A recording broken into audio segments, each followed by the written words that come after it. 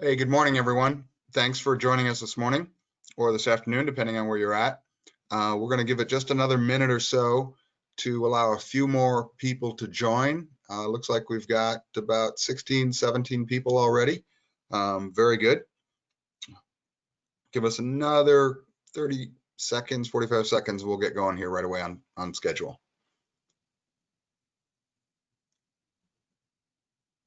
Good morning, Mr. Mark. Good morning, Mr. Nick. I didn't wear my tie today. That's okay. You know I love wearing ties. I know you do.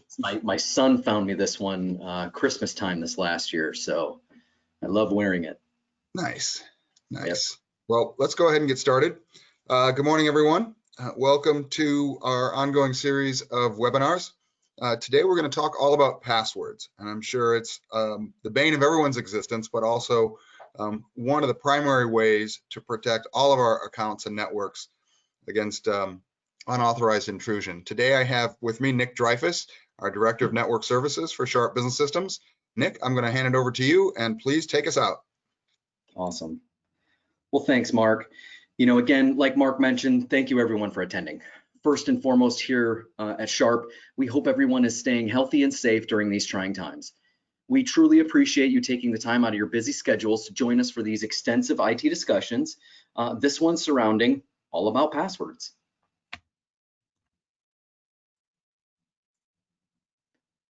So let's start with going over a few things, right? My name is Nick Dreyfus. I've been in IT for over 24 years. I'm the Director of IT Services for Sharp Electronics here in Southern California. And please note that we will leave some time at the very end for questions. So any questions you may have, please enter them in that Q&A section as we go along. And at the very end, we'll be sure to address them towards the end of the presentation. Now, with all that being said, let's learn all about passwords. Here's what we're going to cover today. Right? The evolution of the password. Number 2, why passwords are important. And finally, ways you can easily improve passwords. Now, here's my one quick question for you early on. Is this your desk or one of your coworkers' desks? We all know somebody in the office that has a desk that kind of looks like this. We've all heard that we need to have a complex, secure, and different password for each account. As we know, a poorly chosen password may result in the compromise of an entire company network. But how do we save and store these passwords?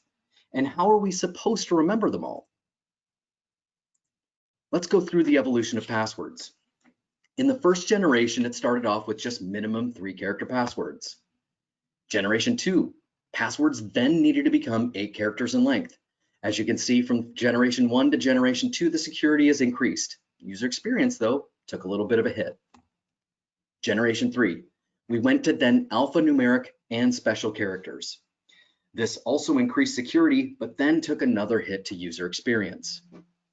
By generation 4, we've added things like 2-factor or multi-factor authentication, again increasing security, but still taking a decent hit to that user experience. And finally, passwordless authentication. Using those fingerprints, those face IDs vastly increases security and also the user experience because it's much faster and easier to do. So what does it all mean? Number 1, poor habits equal more risk. 80% of data breaches can be traced to weak, reused, and stolen credentials. Passwords are cumbersome. The average employee struggles with nearly 200 credentials to keep track of. Password sharing is a pain. Credentials get passed around by email, chat, or paper, exposing the business to massive amounts of risk. IT lacks control still today. Businesses can't protect what they can't see. IT has little visibility into password security. Productivity is then impacted. When employees are distracted by lockouts and resets, they're not getting work done. And finally, the number 1 reason for a password manager or password management system is employees leave with access. When onboarding is manual, onboarding and offboarding is manual, and piecemeal, former workers can still access company data. This is a huge problem. Now, we all have seen these numbers continually grow over the years, but I'd like to point out just a couple of key figures, and these were posted pre-COVID. Studies are still being conducted and these figures are growing at greater rates than ever before. In the top right corner, 25%. This is of the US data breaches that are triggered by human error, including one's failure to properly delete data from devices. Number 2, that 62% in the left-hand corner. This is the percentage of small to mid-sized businesses that lack the skills and in-house to deal with security issues and find that they're ill-equipped to deal with those cyber attacks. Passwords. They're difficult for users to manage. Trying to remember 200 passwords is not easy. Most of the time, passwords are kept on sticky notes, notepads, or sent in emails, which can be easily stolen. Not reusing the same password. Once a password is hacked and leaked to the dark web, that password will be tried by all hackers to all websites to gain access for information and thus potentially allowing access into the business network. Complex passwords. Even the most adept users who create complex passwords makes it very difficult for them to remember those passwords differently from all the different applications. Finally, using multi-factor authentication. This provides a massive boost to providing who you are, what you say you are, and reduce the likelihood of an attacker gaining access to your accounts. This time, it takes each time to authenticate. Now, if you look on the right-hand side, we're looking at those green areas where you want to slide yourself all the way down as far as you can to those mixed numbers, lower and upper, and alphabet with symbols, right? This way, you'll need about 9 characters to get 12 years of hackability. Not many hackers are going to wait 12 years to get into very basic systems. Saving those passwords in a browser, is it a good idea? Browser developers seek to protect the information entrusted to them. To do so, they encrypt it. And decryption is possible only on the same device and from the same account that it's saved to. So if someone simply steals a file with autofill data, they won't be able to use it. Everything is securely encrypted. But there's a but. By default, browser developers assume that your device and account are well protected, meaning that any program running on your account on your computer is acting on your behalf and therefore should be able to extract and decrypt saved data. Unfortunately, this also applies to malware that has penetrated the device and is running under your account. If usernames and passwords were among the stored information, the crooks will likely steal a couple of your accounts and try to finagle money out of your friends, the business, and if you have any saved bank accounts, they're going to get into those. The losses could be more direct. Your money will either be spent or transferred somewhere else. The user's role in cybersecurity. How dangerous are the human mistakes for cybersecurity? Right, 24% of those data breaches are caused by human error. 3.5 million, the average total cost to remediate a breach caused by human error. $133, that's the average per record of a breach caused by human error. In 242 days, the average time to identify and then resolve a data breach. Here are the most common passwords and how to improve them. We're talking about passphrases. What is a passphrase, you ask? They are letters and numbers put together in an easy to remember phrase such as Go Eagles 20. They are much easier to remember than a random cluster of letters and numbers, which means you won't have to write them down on a Post-it note anymore. Passphrases can be built from anything, such as favorite quotes, lines from movies, sports team names, a favorite athlete's name, and a jersey number. They can even be kids' names and birth dates, pets, and so on, as long as they're grouped together, making multiple characters. Again, as you saw at that previous section, the longer the password is, the more unlikely it is for a hacker to get in through. The more total characters a password has, the far more secure they become. As you can see, still almost 10 million people are using 1, 2, 3, 4, 5, 6 as a password. Password 1, almost 1 million times. We need to reduce the likelihood of using these passwords. Next up, here are 10 ways to improve cybersecurity. This is per UC Berkeley.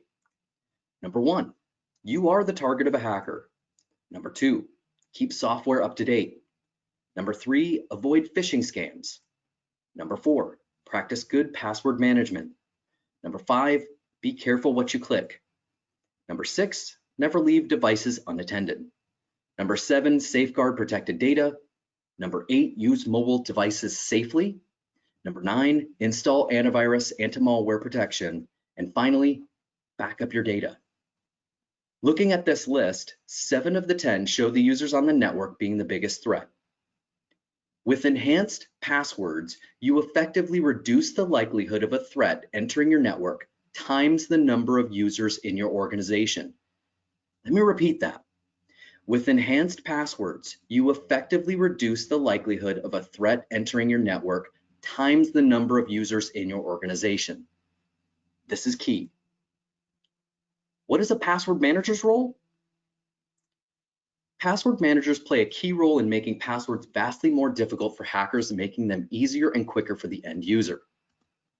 Main role is to remember all your passwords for you. Create encrypted complex passwords for all users. Increase security with multi-factor authentication where applicable. And finally, most password managers can automatically change passwords for you. Additionally, if you or IT think a password has been compromised. Are password managers easy to use? With things like autofills of the Firefox and Chrome plugin, they are vastly easy to use. It allows IT to centrally manage all those user passwords. It also allows IT to remove terminated users accessing all those solutions that Active Directory won't be able to do. It allows IT to change passwords access for employees at any time. This way, if someone gets promoted in the company and moves to departments. You always have passwords with the mobile app once tied together. You can save company credit card data through the encrypted model and no longer share them via email. You can have a linked personal and work password account at the same time. This is via LastPass.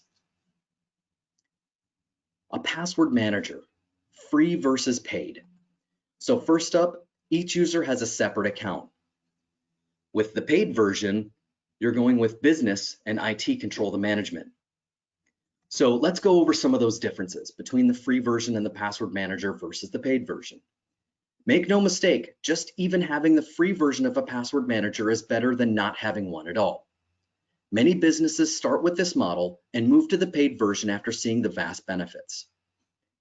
Centralized admin control is typically the #1 attribute businesses choose the paid version. Being able to protect client and business intellectual property is paramount these days. With so many solutions like Salesforce and QuickBooks in the cloud, simply removing a user from Active Directory will not remove them from these applications. Improving productivity by adding single sign-on for access to many sites speeds up the login process and increases security. Between centralized management, in-depth reporting, and security dashboard, for a few dollars a month per user, these are highly beneficial value adds to the security of your business network. You can nominate trusted people to get access to your LastPass account in the case the need arises. This will be especially useful in a case of emergency and if you've forgotten your master password. Simply enter the email address of your trusted individual and specify a waiting period after they've requested access to give you some time to reject their request as a form of confirmation.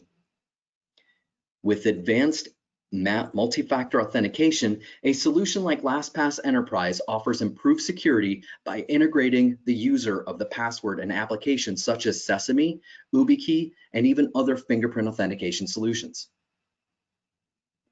Why MFA? First off, what is multi-factor authentication?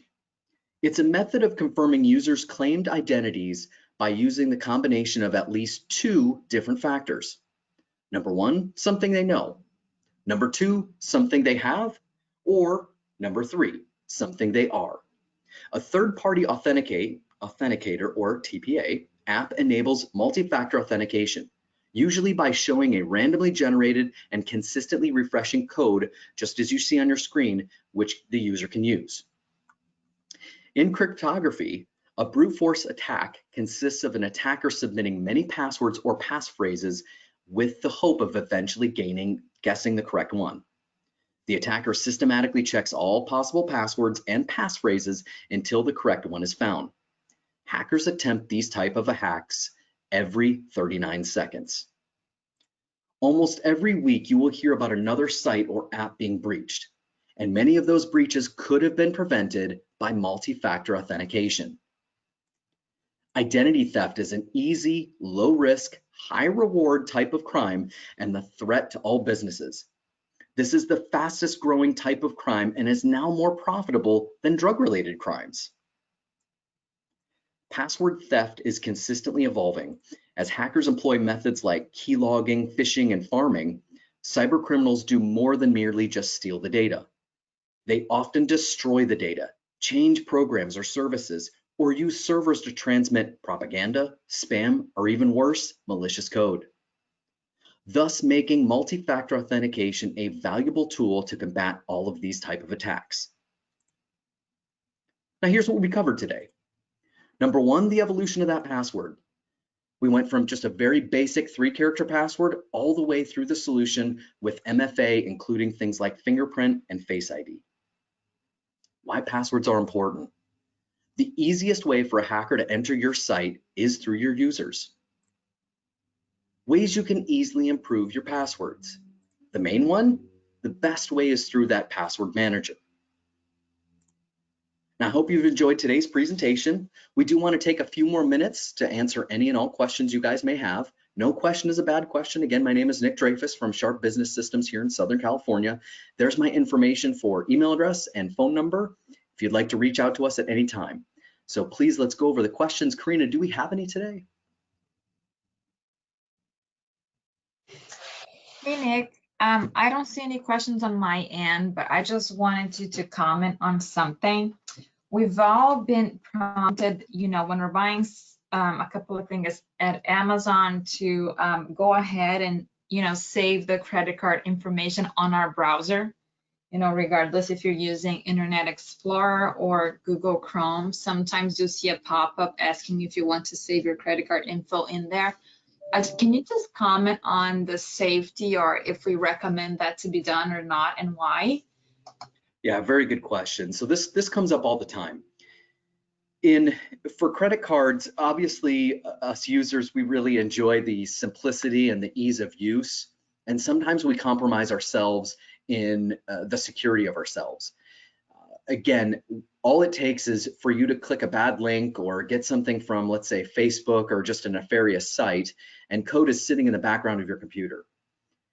Doesn't matter if that browser that you're using is encrypting that credit card for you.